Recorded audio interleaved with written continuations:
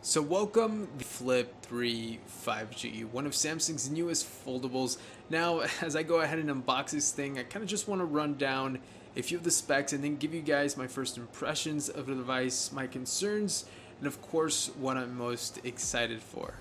So, a few new things with the Flip 3 are, of course, the new IPX8 rating, which gives it water resistance up to 1.5 meters at about 30 minutes. There is the larger 1.9-inch cover display, and it does feature a 6.7-inch Full HD Plus AMOLED Infinity Effects display. Holy crap, that's a mouthful, and that of course runs at a buttery smooth 120 Hz. Now keep in mind that it is an adaptive refresh rate. Battery sits at around 3300 milliamp hours with a Snapdragon 888 processor with 8 gigs of RAM and your choice of 128 gigs or 256 with no expandable storage, unfortunately. Now, right off the bat, I can already tell you guys it does have a bit of heft to it, but it does feel quite premium.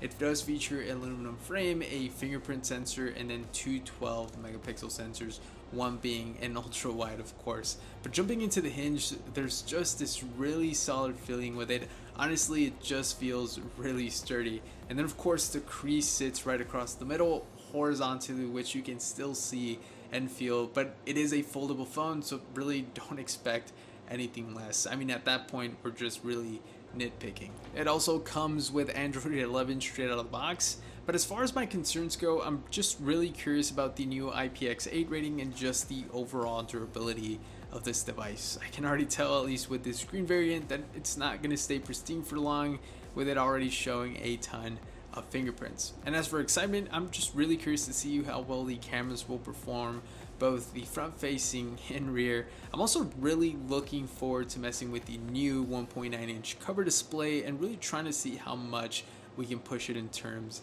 of customization. Also, I'm not sure I need to say this anymore, but at this point, there's no charger in the box. But really, aside from that, after only using the device for a few minutes, I can tell you it definitely feels premium. And just the Hinge, I gotta give it to Samsung. But obviously, for my full opinion on this guy, make sure you stay tuned. Also, if you want more coverage on the Flip 3, go ahead and hit that like button as well, subscribe, and we'll be seeing you guys on the next one. Peace.